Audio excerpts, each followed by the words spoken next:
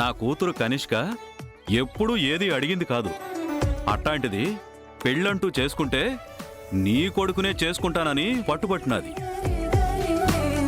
నా కన్న కూతురు మాట కాదనలేక నిన్ను ఎట్టా అడగాలో తెలియక మేం సతమతమవుతుంటే నువ్వే కాల్ చేసినావు. చూసావా మునుస్వామి, మన రెండు కుటుంబాలు కలవాలని రాసిపెట్టుందేమో. రేపు ఇంటికి రమ్మంటావా బసవా? ఇంటికి కాదు, పెద్దమ్మ గుడికొచ్చేయండి. మనం మాటామంతి కలుపుకోవాలనుకుంటే ముందు అబ్బాయి అమ్మాయి కలుసుకునే ఏర్పాటు చేద్దాం. అట్నే రేపు ఉదయం 10 గంటలకు దర్శనం. సరే, ఉంటాను. ఏమైంది బసవా? గుళ్ళో కలుద్దామన్నారమ్మా. అమ్మాయికి శుభవార్త చెప్పు. అలాగే.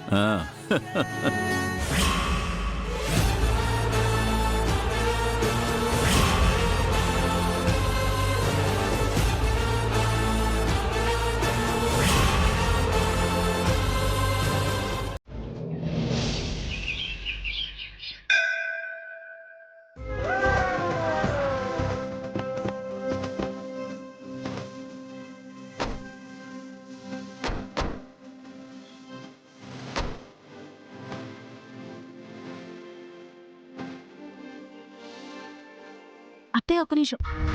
అత్తయ్య, వాళ్ళు ముగ్గురు ముందు నడుస్తుంటే మనం వెనక నడుస్తున్నాం. దీన్ని బట్టి మీకేమర్థం అవుతుంది? నీలిమా, గుళ్ళో వెనక ముందు అంటూ ఏమీ ఉండదు. దేవుడి దృష్టిలో అందరూ సమానమే. మావయ్య కాబట్టి ఈవిడితో కాపురం చేస్తున్నారనుకుంటా. నేను అన్న మాట కొంచెం కూడా అర్థం కాలేదు. అక్కడే ఆగిపోయారే, రండి. వస్తున్నానండి.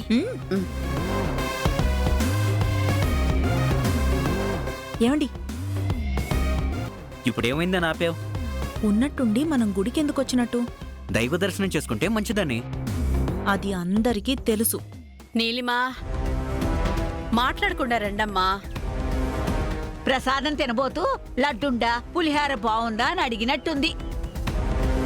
అన్ని అనుమానాలే దానికి. ఏమైందమ్మా? నీ పెద్ద కోడలు ఉండబట్టలేకపోతుంది బసవా. తెల్లారగానే తలస్నానం చేసి గుడికి ఎందుకొచ్చావా అని బుర్ర బద్దలు కొట్టుకుంటుంది. అమ్మా, విశాలాక్షికే తెలీదు. ఏ విషయమో నాతో ముందు చెప్పరు కదండి. చెప్పినా నువ్వు మటుకు చేసేదే ఉందే. రండి రండి రండి. సంకల్పం లేకుండా పూజ చేస్తే ఫలితం ఉండదని వీళ్ళకెవరు చెప్పారు?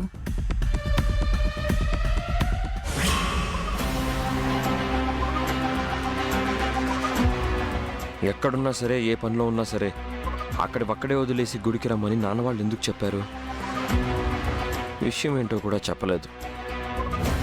నానమ్మ కూడా వచ్చిందంటే ఖచ్చితంగా ఏదో స్పెషల్ ఈవెంటే అయి ఉంటుంది.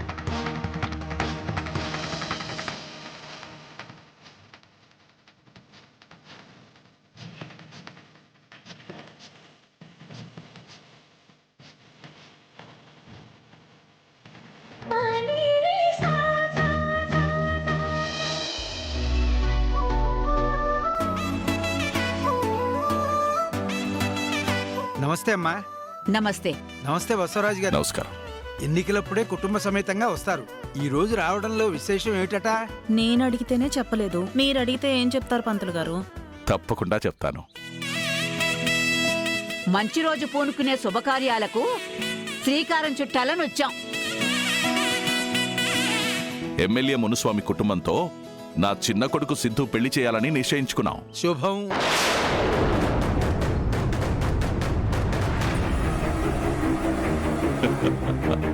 స్వామివారికి అమ్మవారికి విశేష పూజలు జరిపించాలి పంతులు గారు.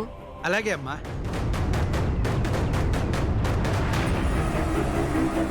అలా చూస్తున్నారేంట్రా? షాకింగ్ గా ఉంది నాన్న. నేనిప్పుడిప్పుడే తేరుకుంటున్నాను. మాతో ఒక్క మాట కూడా చెప్పలేదేంటండి? మీ చెవిన పడితే ఇంట్లో పని మనుషులు కూడా ఊదేసి ప్రచారం చేస్తారని చెప్పలేదే. మాట్లాడుకుందామని గుడికి పిలిచాం. మునిస్వామి వాళ్ళు రాకముందే పత్రికల వాళ్ళు రావడం నాకిష్టం లేదు. అందుకే ఎవ్వరికీ చెప్పలేదు. తమ్ముడికైనా తెలుసా నాన్న?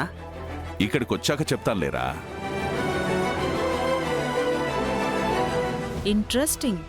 అయ్యా పూజ ఎవరి పేరిట చేయించమంటారు? మా కాబోయే కోడలు గుడికొస్తోంది, తన పేరిట చేయించండి పంతులు గారు. ఓం శ్రీమన్మహాగణాధిపతయ నమః. ఓం గణానాం త్వా గణపతిగుం హవామహే కవిం కవీనాముపమస్రవస్తవం.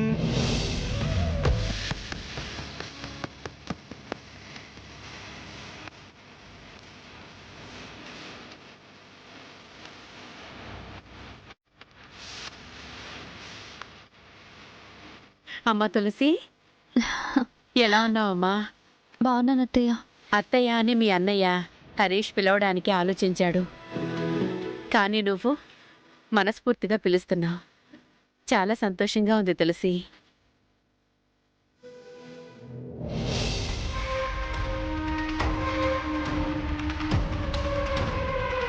ఒరే బసవా, మీ ఆవిడకేం పని లేదురా.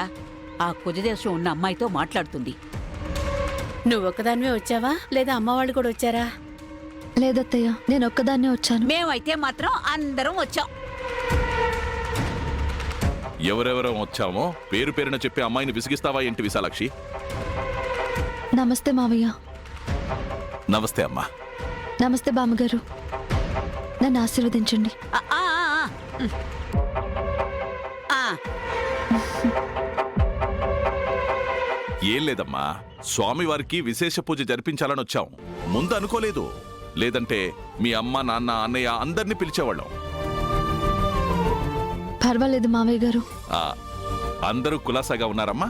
బాగున్నారు మావయ్య గారు. మంచిది. ఆ భగవంతుడు మీ కుటుంబానికి రక్షగా ఉండాలని కోరుకుంటున్నాను. అత్తయ్య, నేను ప్రదక్షిణలు చేసి వస్తాను. అలాగే తులసి, వెళ్ళిరమ్మా. మ్.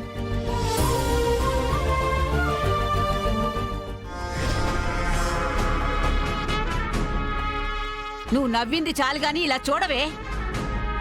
నిన్ను చెంప పగులుతుంది, ఏమనుకున్నావు? ఏమైందండి? శుభవా అని గుడికొస్తే ఆ నష్ట జాతకురాలతో ముచ్చట్లేంటే? జాతకం ఎలాగైనా ఉండని అత్తయ్య. చాలా మంచి మనసు అమ్మాయిది. ఆప్యాయంగా అత్తయ్య మావయ్య అని పలకరించింది, చూసారా?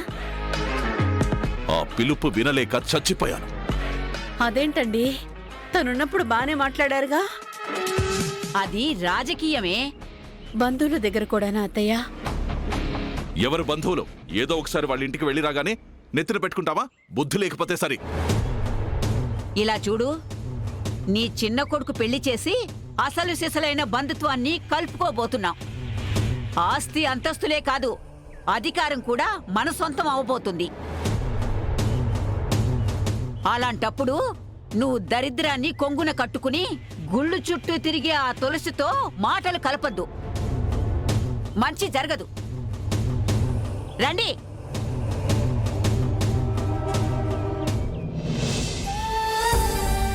స్వామి, వీళ్లే మనుషులయ్యా. పైకి ఒకలా మనసులో ఒకలా మాట్లాడుతున్నారు.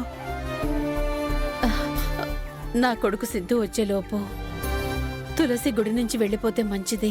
లేదంటే ఆ ఇంటి వాళ్లతో ఎందుకు మాట్లాడావని నాతో గొడవ పడేలా ఉన్నాడు వాడు.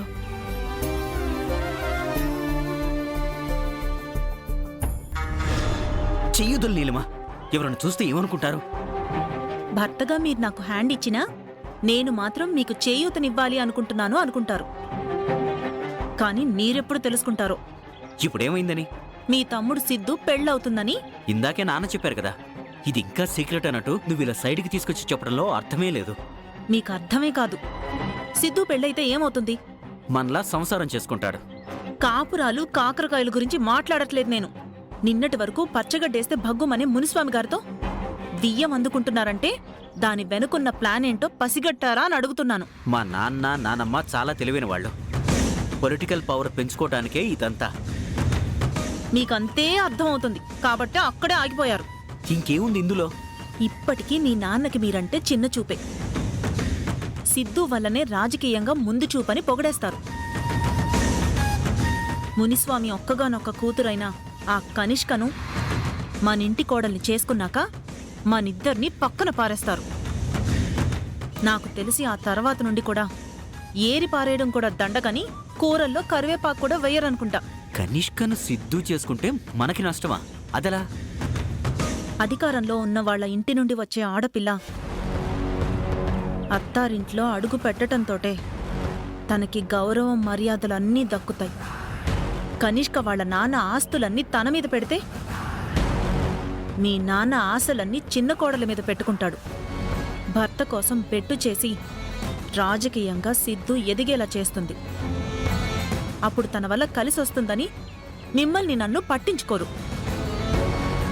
కావాలంటే మిమ్మల్ని సిద్ధుకి పియ్యగా ఉండమంటారు. ఇక చాలు నీలిమా, నాకు నా భవిష్యత్ ఏంటో అర్థమైపోయింది. ఇప్పుడేం చేయమంటావు చెప్పు. చెప్పగానే చేసేసే పెద్ద విలనిజమైతే మీలో లేదన్న విషయం నాకు తెలుసు. కానీ మునిస్వామి గారితో మీ నాన్న బియ్యం అందుకోకుండా ఆ కనిష్క ఈ ఇంటి కోడలవ్వకుండా మనమే ఏదో ఒకటి చెయ్యాలి. ఆ ప్రయత్నం చేయడానికి ఆలోచించండి.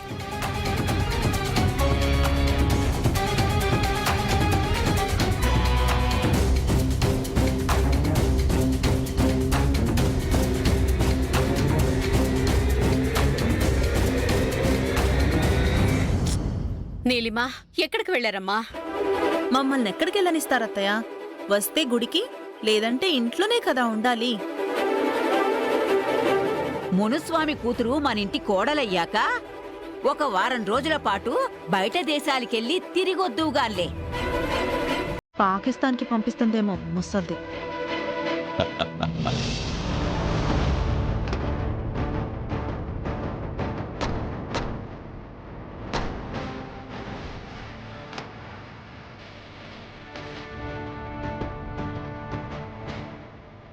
నమస్కారం అయ్యా.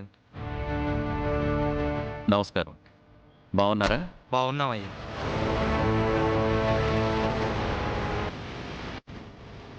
అన్ని కార్యక్రమాలు మంచిగా జరుగుతున్నాయా? అంతా కులాసాయే కదా?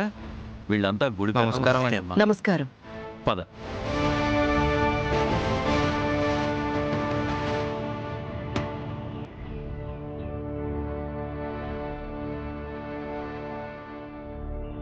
అమ్మా, మన శత్రువు వస్తున్నాడు. అయ్యో, అలా అంటారేంటండి? ఆ అలవాటు కొద్దీ అన్నారులేమ్మా. అలా అంటే మీరేమంటారా అని అన్నాను. అవును, ఆయన కూతురు ఎక్కడుంది? నేరుగా చూడబోతూ ఫోటో అడిగినట్టుంది. నమస్కారం. నమస్కారం అమ్మా. అండి. బావున్నావా మునుస్వామి? మీలాంటి పెద్దవాళ్ల ఆశీర్వాదంతో బాగున్నానమ్మా. అలా అంటూనే రాజకీయాల్లో మాకన్నా పెద్దోడివైపోయావు. బసవా, మాట్లాడుకోండి. నిన్న రాత్రి ఫోన్లో మాట్లాడాను కదమ్మా. ప్రపోజల్ పెట్టాక ఇంకా శత్రువులం ఏంటి బసవా?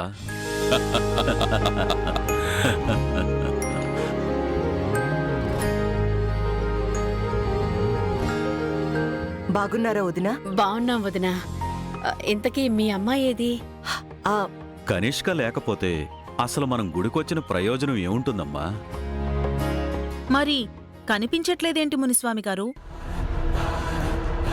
మా అమ్మాయి ఫారిన్లో చదువుకొని వచ్చినా ఇండియా కల్చర్ మర్చిపోలేదు. గుడికొచ్చిందంటే ముందు దేవాలయ ప్రాంగణం అంతా 3 ప్రదక్షిణలు చేసి వస్తుంది. పిల్లకి మంచి లక్షణాలే ఉన్నాయి. ఓ తెగ పొగిడేస్తుంది. నేనైతే మాత్రం పడి చచ్చిపోతుంది ఈ ముసలి. చూస్తే ఇంత లక్షణంగా ఉందా అంటారు.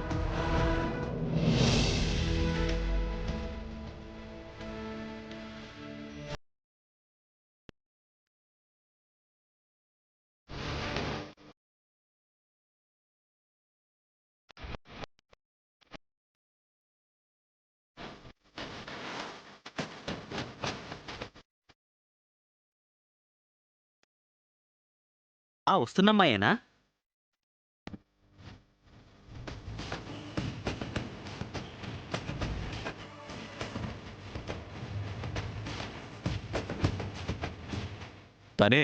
తనే మా ముద్దుల కూతురు కనిష్క.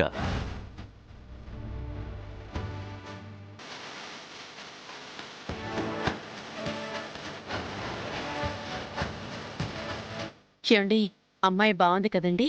మన సిద్ధుకి తగ్గ జోడి. విన్నారా? నన్ను ఎప్పుడైనా అన్నారా నీకు తగ్గ జోడి అని?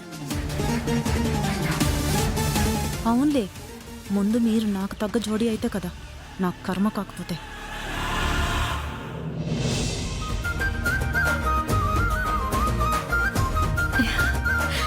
నమస్తే బామ్మగారు.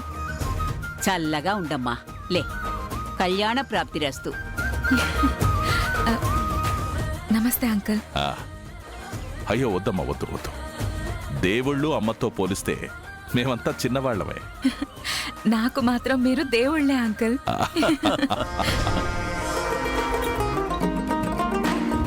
నమస్తే ఆంటీ. నమస్తే. పర్లేదమ్మా, గుడికొచ్చిన దేవకన్యలా ఉన్నావు. నేనేమైనా దెయ్యాన్నా? నన్ను ఒక్కసారైనా పొగిడి చచ్చావా? ఎమ్మెల్యే కూతురు కాబట్టి కొమ్ములుంటాయా? తెగ పొగిడేస్తున్నావు. నమస్తే సిస్టర్. నమస్తే బావగారు. నమస్తే అమ్మా. బసవా, మనం అనుకోవడం కాదు, మనకన్నా ముందే మా అమ్మాయి మీ అబ్బాయిని చూసి చేసుకుంటే ఇతన్నే పెళ్లి చేసుకోవాలి అనుకుందంట.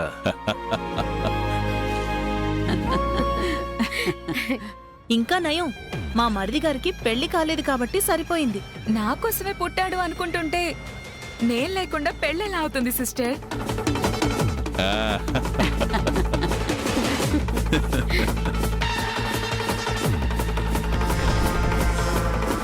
మా అమ్మాయి జోకులు కూడా బాగానే వేస్తుంది. ఆడపిల్ల ఇలాగే చలాకీగా ఉంటేనే ఇల్లు కళకళలాడిపోతుంది. అసలు ఈ కనిష్కని కోడలుగా అడుగు పెట్టనిస్తానా?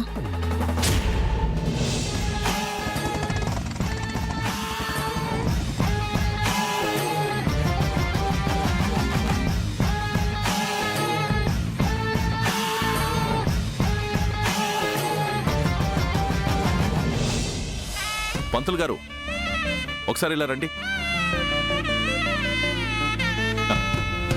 చెప్పండి. అయ్యా పంతులు గారు, మా ఇంటికి కాబోయే మహాలక్ష్మి రానే వచ్చింది. తర్వాత కార్యక్రమం ఏంటో చెప్పండి. అయ్యా, అమ్మవారి దగ్గర శుభప్రదమైన శేషవస్త్రం సిద్ధంగా ఉంది. మీ అబ్బాయి చేతుల మీదుగా తనకు కాబోయే అమ్మాయికి మీరు అందజేశారనుకోండి, ఇరువురికి శుభప్రదం. ఆ అమ్మవారి అనుగ్రహంతో కళ్యాణం నిర్విఘ్నంగా జరుగుతుంది. చాలా సంతోషం. ఇంతకీ అందరం ఉన్నాం. అబ్బాయి ఏడి?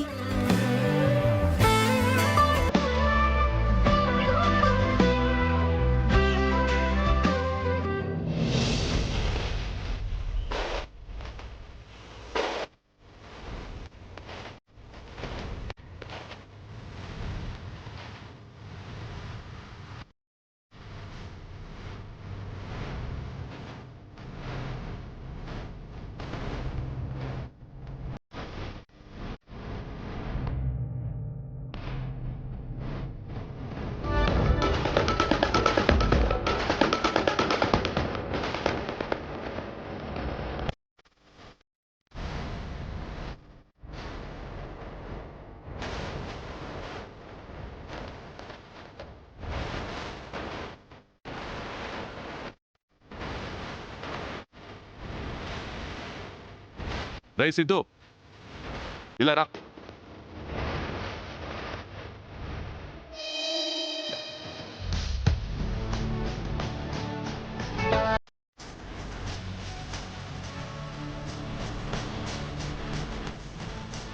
మునుస్వామి, అమ్మ చెల్లెమ్మ, నా కొడుకు సిద్ధు వస్తున్నాడు చూడండి. సిద్ధు రావడం లేదు అంకుల్, సింహం వస్తోంది.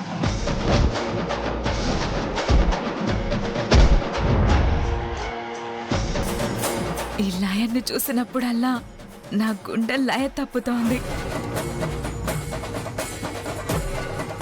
మా ఇద్దరి ఇంటరాక్షన్ గుళ్ళో కాబట్టి సరిపోయింది, లేదంటే హక్ చేసుకుని హాయ్ చెప్పుండేదాన్ని.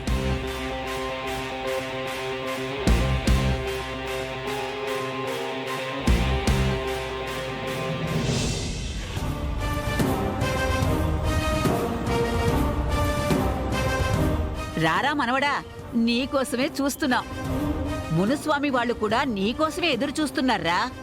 బావున్నావా సిద్ధు?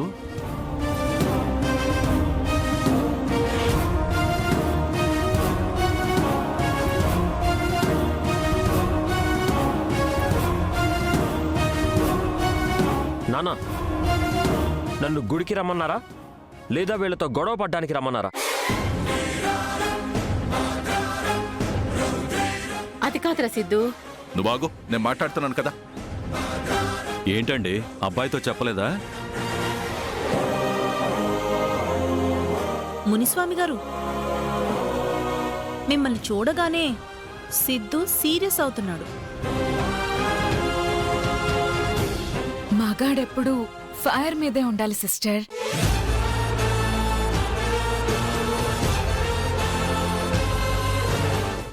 రేయ్ సిద్ధు, ఇలా రా.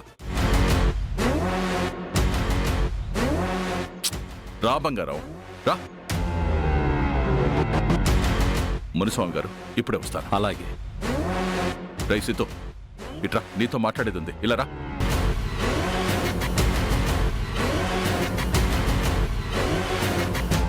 వాళ్ళ నాన్న పక్కకు తీసుకెళ్ళాడు కదా, వివరంగా అన్నీ చెప్పుకుంటాళ్లే.